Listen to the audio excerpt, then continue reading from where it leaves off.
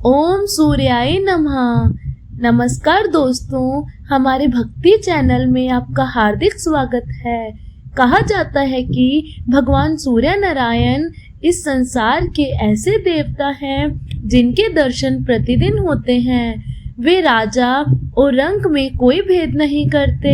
उनकी किरणें सब पर समान रूप से पड़ती हैं। जो भक्त श्रद्धा और विश्वास के साथ सूर्य देव की आराधना करते हैं, उसके जीवन के अंधकार धीरे धीरे समाप्त होने लगते हैं। आज मैं आपको एक ऐसी चमत्कारी कथा सुनाने जा रही हूँ जो केवल एक कहानी नहीं बल्कि श्रद्धा, विश्वास, सेवा और भगवान की कृपा का एक अद्भुत उदाहरण है। बहुत समय पहले की बात है। एक छोटे से गांव में एक वृद्धा रहती थी। उसका जीवन अत्यंत कठिन था। पति का देहांत वर्षों पहले हो चुका था। कोई संतान नहीं थी। मिट्टी की टूटी फूटी झोपड़ी ही उसका आश्रय थी। कई बार उसे 2 समय का भोजन भी नसीब नहीं होता था, लेकिन उसके पास एक ऐसी संपत्ति थी जो संसार के सबसे धनी व्यक्ति के पास भी नहीं होती। वह थी भगवान पर अटूट विश्वास। वह प्रतिदिन सूर्योदय से पहले उठती, नदी में स्नान करती और सूर्य देव को जल अर्पित करती। रविवार का व्रत रखती और दिन भर भगवान का स्मरण करती रहती। गांव वाले उसका मजाक उड़ाते थे। वे कहते, इतनी पूजा करके भी तुम्हारी गरीबी नहीं गई। वृद्धा मुस्कुराकर कहती, भगवान की कृपा का समय आने दो। एक रविवार की सुबह वह पूजा करके लौट रही थी कि रास्ते में उसे एक वृद्ध साधु दिखाई दिए। साधु बहुत कमजोर और भूखे लग रहे थे। वे बोले, माता, मैं कई दिनों से भूखा हूँ। यदि कुछ भोजन मिल जाए तो आपकी बड़ी कृपा होगी। वृद्धा तुरंत घर पहुंची। उसने देखा कि घर में केवल एक सूखी रोटी बची है। वही उसका दिन भर का सहारा थी। कुछ क्षण के लिए उसका मन डगमगाया, लेकिन अगले ही पल उसने वह रोटी उठाई और साधु को दे दी। साधु ने प्रसन्न होकर भोजन किया और कहा, माता, तुम्हारी भक्ति और दया कभी व्यर्थ नहीं जाएगी। बहुत जल्द तुम्हारे जीवन में ऐसा परिवर्तन आएगा जिसे देखकर पूरा गांव आश्चर्य करेगा। वृद्धा ने सिर झुका लिया। जब उसने ऊपर देखा तो साधु वहां नहीं थे। उसे लगा मानो वे हवा में विलीन हो गए हों। वृद्धा कुछ देर तक वहीं पर खड़ी रही। उसके मन में अनेक विचार आ रहे थे। आखिर वह साधु कौन था और उसने ऐसा आशीर्वाद क्यों दिया? लेकिन उसने अधिक विचार नहीं किया और अपने दैनिक कार्यों में लग गई। धीरे धीरे समय बीतता गया। एक सप्ताह के बाद फिर से रविवार का शुभ दिन आया। वृद्धा प्रातः काल उठी, स्नान किया और सूर्य देव को अर्घ्य देने के लिए नदी के किनारे पहुंची। उस दिन वातावरण कुछ अलग ही था। आकाश अत्यंत स्वच्छ था और सूर्य की किरणें जल पर ऐसे चमक रही थी जैसे हजारों स्वर्ण दीपक एक साथ जल रहे हों। वृद्धा ने हाथ जोड़कर सूर्य देव का स्मरण किया और मंत्र का जाप करने लगी। तभी उसकी नजर नदी के बीचों बीच एक चमकती हुई वस्तु पर पड़ी। पहले उसे लगा कि शायद सूर्य की किरणों का प्रतिबिंब होगा, लेकिन वह चमक धीरे धीरे उसकी ओर बढ़ने लगी। कुछ ही क्षणों में वह वस्तु किनारे तक आ पहुंची। वृद्धा ने देखा कि वह तो एक सुंदर स्वर्णिम कलश था। उसका हृदय तेजी से धड़कने लगा। उसने कांपते हाथों से कलश को उठाया और सावधानी से उसका ढक्कन खोला। जैसे ही ढक्कन खुला, उसकी आंखें आश्चर्य से फैल गई। कलश के भीतर असंख्य स्वर्ण मुद्राएं चमक रही थी। वृद्धा की आंखों से आंसू बहने लगे। उसने तुरंत सूर्य देव को प्रणाम किया और कहा, हे प्रभु, मैं इसके योग्य नहीं हूँ। लेकिन उसके मन में लालच का एक भी विचार नहीं आया। उसने सोचा कि यह धन किसी और का भी हो सकता है। इसलिए वह कलश लेकर सीधे गांव के मुखिया के पास पहुंची और पूरी घटना बता दी। मुखिया स्वभाव से अत्यंत लालची था। जैसे ही उसकी नजर स्वर्ण मुद्राओं पर पड़ी, उसके मन में लोभ जाग उठा। उसने गंभीर स्वर में कहा, यह धन गांव की संपत्ति है, इसे मेरे पास छोड़ दो। सरल स्वभाव की वृद्धा बिना कुछ कहे ही वहां से लौट आई। उसे धन से अधिक अपने भगवान पर विश्वास था। लेकिन उसी रात एक विचित्र घटना घटी। मुखिया ने जब अपने कमरे में जाकर कलश खोला तो उसके होश उड़ गए। जो स्वर्ण मुद्राएं कुछ समय पहले चमक रही थी वे अब साधारण पत्थरों में बदल चुकी थी। उन्हें देखकर मुखिया भयभीत हो गया। उसी रात उसे एक भयानक स्वप्न आया। उसने देखा कि आकाश में तेज प्रकाश फैल रहा है। उस प्रकाश के मध्य एक दिव्य पुरुष खड़े हैं। उनके शरीर से निकलने वाला तेज सूर्य के समान चमक रहा था। उन्होंने क्रोधित स्वर में कहा, यह धन उस भक्त के लिए था जिसने निस्वार्थ भाव से दान किया है। लालची और स्वार्थी व्यक्ति मेरी कृपा के अधिकारी नहीं हो सकते। मुखिया भय से कांपने लगा। सुबह होते ही वह वृद्धा की झोपड़ी में पहुंचा और उसके चरणों में गिर पड़ा। उसने रोते हुए वृद्धा को सारी बात बताई और क्षमा मांगने लगा। वृद्धा ने उसे क्षमा कर दिया। लेकिन गांव के लोग यह घटना सुनकर आश्चर्यचकित रह गए। अब जो लोग पहले वृद्धा का मजाक उड़ाते थे वही लोग उसकी भक्ति की चर्चा करने लगे। धीरे धीरे पूरे गांव में उसकी श्रद्धा और भगवान के प्रति विश्वास की बातें फैलने लगी। लेकिन भगवान अपने भक्त की परीक्षा एक बार नहीं अनेक बार लेते हैं। कुछ दिनों बाद एक और घटना घटी जिसने वृद्धा के जीवन की दिशा ही बदल दी। एक सुबह जब वह पूजा करके लौट रही थी तब उसे रास्ते में एक छोटा बालक दिखाई दिया। बालक फटे हुए वस्त्रों में था और भूख से व्याकुल हो रहा था। वृद्धा उसके पास गई और बोली, बेटा तुम रो क्यों रहे हो? बालक ने कहा, मुझे 2 दिन से भोजन नहीं मिला। यह सुनते ही वृद्धा का हृदय पिघल गया। उस दिन उसके पास खाने के लिए केवल थोड़ा सा ही आटा बचा था। लेकिन उसने अपने बारे में नहीं सोचा। वह बालक को घर ले गई, अपने हाथों से रोटी बनाई और प्रेम पूर्वक उस बालक को भोजन कराया। बालक ने तृप्त होकर भोजन किया। फिर वह मुस्कुराया। उसकी मुस्कान में एक अद्भुत तेज था। जाते जाते उसने कहा, माता आपकी करुणा का फल आपको अवश्य मिलेगा। वृद्धा कुछ समझ नहीं पाई, लेकिन उसे बार बार ऐसा महसूस हो रहा था कि यह कोई साधारण बालक नहीं था। उस रात जब वह सोई तब उसके जीवन का सबसे बड़ा चमत्कार होने वाला था। आधी रात का समय था। चारों ओर गहरा सन्नाटा छाया हुआ था। अचानक वृद्धा ने स्वप्न में देखा कि पूरा आकाश स्वर्णिम प्रकाश से भर गया है। चारों दिशाओं में दिव्य आभा फैल रही है। सुगंधित पुष्पों की वर्षा हो रही है और मधुर संगीत की ध्वनि सुनाई दे रही है। तभी उसने देखा कि 7 श्वेत घोड़ों से जुड़ा एक दिव्य रथ आकाश से उतर रहा है। उस रथ पर एक तेजस्वी पुरुष विराजमान थे। उनके मुखमंडल का तेज हजारों सूर्यों के समान चमक रहा था। वृद्धा समझ गई कि यह कोई साधारण दृश्य नहीं है।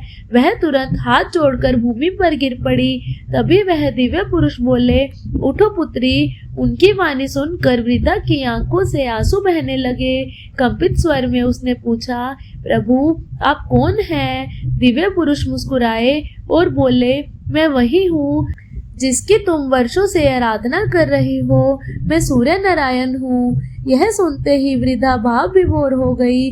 वह रोते हुए बोली, प्रभु आज मेरा जीवन धन्य हो गया। सूर्यदेव बोले, पुत्री मैंने तुम्हारी भक्ति की परीक्षा ली थी। कभी साधु बनकर, कभी भूखे बालक का रूप धारण करके तुमने हर बार बिना किसी स्वार्थ के दया और सेवा की। वृद्धा ने विनम्रता से कहा, प्रभु मैंने तो केवल अपना कर्तव्य निभाया है। सूर्यदेव प्रसन्न होकर बोले, यही तुम्हारी सबसे बड़ी विशेषता है। तुमने कभी धन नहीं मांगा, कभी वैभव नहीं मांगा। तुमने केवल विश्वास रखा। इसलिए आज मैं तुम्हें आशीर्वाद देता हूँ कि तुम्हारे जीवन में अब किसी वस्तु की कमी नहीं रहेगी। इतना कहकर सूर्यदेव ने अपना दाहिना हाथ आशीर्वाद की मुद्रा में उठा दिया। उसी क्षण उनके हाथों से दिव्य प्रकाश निकला और वृद्धा के ऊपर बरसने लगा। कुछ ही पलों में पूरा दृश्य प्रकाश से भर गया। फिर अचानक वृद्धा की नींद खुल गई। उसका हृदय तेजी से धड़क रहा था वह समझ गई कि यह कोई साधारण स्वप्न नहीं था। सुबह होते ही वह अपने दैनिक कार्यों में लग गई, लेकिन तभी उसकी नजर झोपड़ी के एक कोने पर पड़ी। वहाँ एक सुंदर तांबे का पात्र रखा हुआ था। वृद्धा आश्चर्यचकित रह गई। उसने अपने जीवन में पहले कभी वह पात्र नहीं देखा था। जब उसने उसे खोला तो उसके भीतर स्वर्ण मुद्राएं, चांदी के सिक्के और कुछ बहुमूल्य रत्न रखे थे। वृद्धा की आंखों से आंसुओं की धारा बहने लगी। वह समझ गई कि यह सूर्य देव की कृपा है, लेकिन उसकी महानता यह थी कि धन मिलने के बाद भी उसके मन में अहंकार नहीं आया। उसने सबसे पहले गांव के मंदिर की मरम्मत करवाई, फिर गरीबों के लिए भोजन की व्यवस्था की। उसने गांव में एक कुआं खुदवाया ताकि किसी को पानी के लिए दूर न जाना पड़े। धीरे धीरे गांव के लोगों का जीवन बदलने लगा। जो लोग पहले उसका उपहास करते थे अब उसका सम्मान करने लगे, लेकिन हर व्यक्ति उसकी खुशी से प्रसन्न नहीं था। गांव में एक धनी जमींदार रहता था। वह अत्यंत अहंकारी और लालची था। जब उसने देखा कि एक गरीब वृद्धा का सम्मान उससे भी अधिक होने लगा है तो उसके मन में ईर्ष्या की आग जल उठी। वह सोचने लगा, आखिर इस बुढ़िया में ऐसा क्या है जो पूरा गांव इसकी प्रशंसा कर रहा है। उसने निश्चय किया कि वह किसी भी तरह वृद्धा का सम्मान नष्ट करके रहेगा, और यहीं से शुरू हुई वृद्धा के जीवन की सबसे कठिन परीक्षा। एक ऐसी परीक्षा जिससे स्वयं सूर्य देव को अपने भक्त की रक्षा के लिए चमत्कार दिखाना पड़ा। जमींदार कई दिनों तक वृद्धा पर नजर रखता रहा।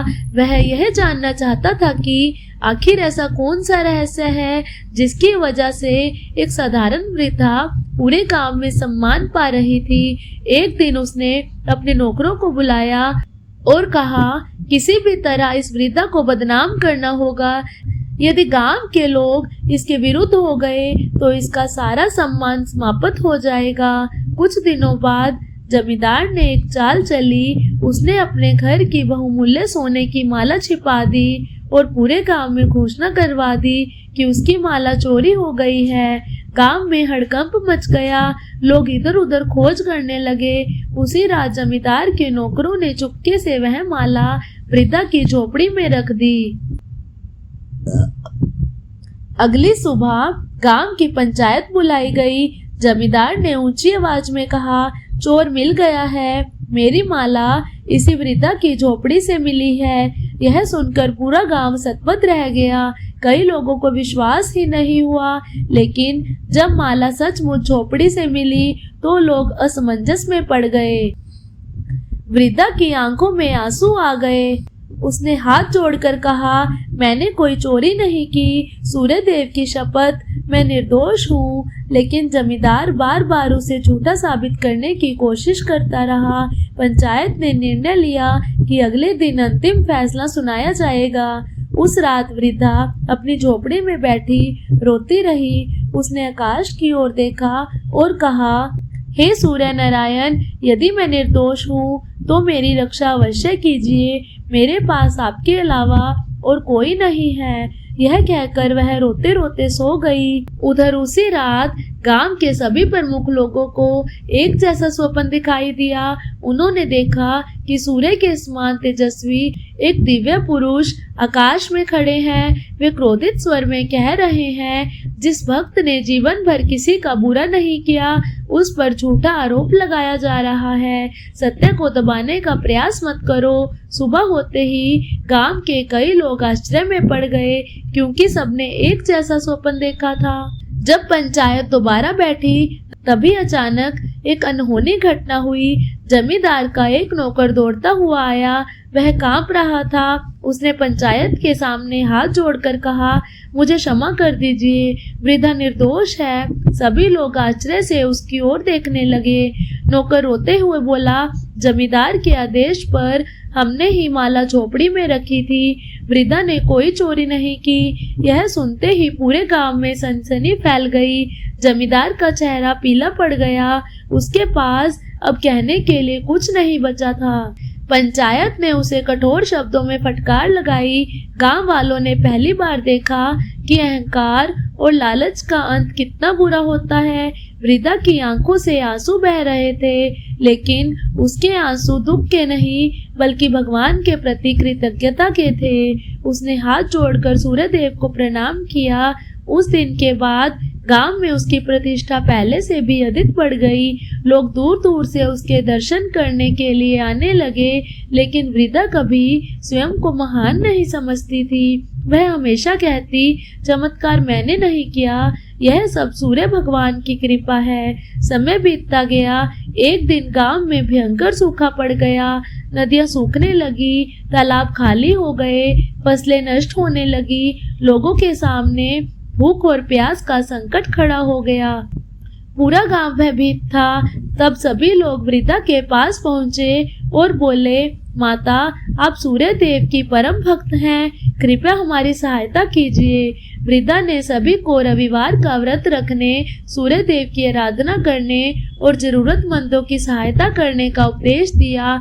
इसके बाद उसने पूरे गांव के साथ मिलकर सूर्य नारायण की विशेष पूजा प्रारंभ की। लेकिन किसी को नहीं पता था कि आने वाले रविवार को ऐसा चमत्कार होने वाला है जिसे देखकर पूरी धरती पर सूर्य देव की महिमा का गुणगान होने लगा। दिन बीतते गए और रविवार का पवित्र दिन आ गया। सुबह से ही पूरा गांव नदी के सूखे तट पर एकत्र होने लगा। बच्चे, बूढ़े, महिलाएं और पुरुष सभी श्रद्धा के साथ सूर्य देव का नाम जप रहे थे। वृद्धा सबसे आगे बैठी थी। उसके हाथ जुड़े हुए थे और आंखों से आंसू बह रहे थे। वह बार बार प्रार्थना कर रही थी, हे सूर्य नारायण, यह गांव आपका है, ये लोग आपके बच्चे हैं। यदि मुझसे कभी कोई सेवा हुई हो तो आज इन लोगों पर कृपा कीजिए। पूरा दिन भजन, कीर्तन और पूजा में बीत गया, लेकिन आकाश में बादल का एक टुकड़ा भी दिखाई नहीं दिया। कुछ लोगों का विश्वास डगमगाने लगा।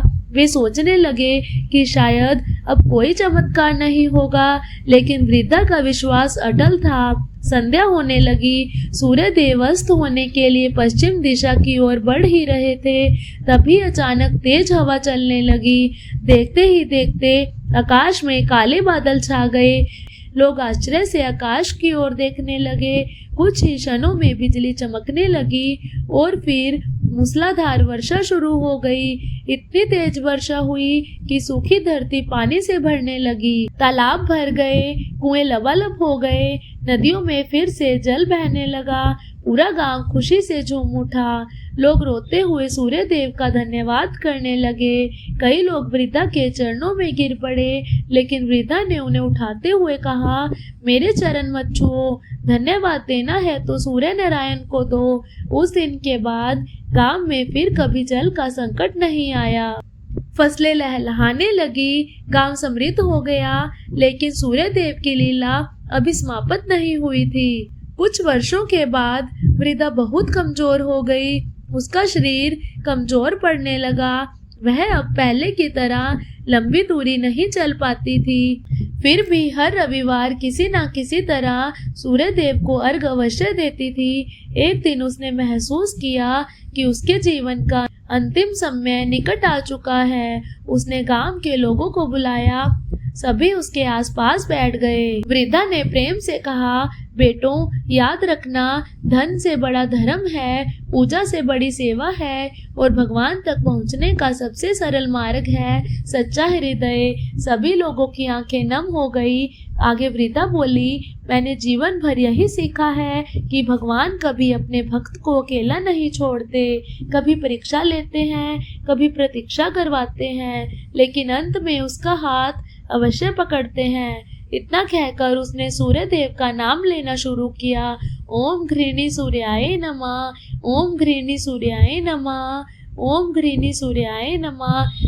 अचानक उसकी झोपड़ी दिव्य प्रकाश से भर गई। लोगों ने देखा कि एक अद्भुत स्वर्णिम आभा पूरे कक्ष में फैल गई है। ऐसा लग रहा था जैसे हजारों दीपक एक साथ जल उठे हों। कुछ लोगों ने तो यह भी अनुभव किया कि 7 घोड़ों वाला दिव्य रथ आकाश में दिखाई दे रहा है। वृद्धा के चेहरे पर अद्भुत शांति थी, उसके होठों पर मुस्कान थी और अगले ही क्षण उसने शांत भाव से अपनी आंखें बंद कर ली। पूरा गांव रो पड़ा, लेकिन उसी समय आकाश से मानो एक संदेश सुनाई दिया, जो भक्त सच्चे मन से मेरी आराधना करता है, मैं स्वयं उसकी रक्षा करता हूँ। उस दिन के बाद गांव के लोगों ने वृद्धा की स्मृति में एक सुंदर सूर्य मंदिर बनवाया। दूर दूर से लोग वहां दर्शन करने के लिए आने लगे। कहा जाता है कि जो भी श्रद्धा और विश्वास से वहां सूर्य देव का स्मरण करता, उसकी मनोकामना अवश्य पूर्ण होती। प्रिय दोस्तों, यह कथा हमें सिखाती है कि भगवान को प्रसन्न करने के लिए बड़े यज्ञ, बड़ी संपत्ति या बड़ा पद आवश्यक नहीं है। आवश्यक है तो केवल सच्ची श्रद्धा, सेवा का भाव, दया, करुणा और अटूट विश्वास। जो व्यक्ति रविवार के दिन सूर्य नारायण का स्मरण करता है, जरूरतमंदों की सहायता करता है, सत्य का पालन करता है और अपने माता पिता तथा गुरुजनों का सम्मान करता है, उस पर सूर्य देव की विशेष कृपा बनी रहती है। इसलिए जीवन में कैसी भी परिस्थिति क्यों ना आए, कभी भगवान पर से विश्वास मत खोना, क्योंकि जब संसार साथ छोड़ता है तब ईश्वर का हाथ ही भक्त का सहारा बनता है। इसी संदेश के साथ हम भगवान सूर्य नारायण से प्रार्थना करते हैं कि वे आप सभी के जीवन में सुख, शांति, स्वास्थ्य, यश और समृद्धि प्रदान करें। बोलिए सूर्य नारायण भगवान की जय। जय हो सूर्य देव, जय सूर्य देव, जय सूर्य देव।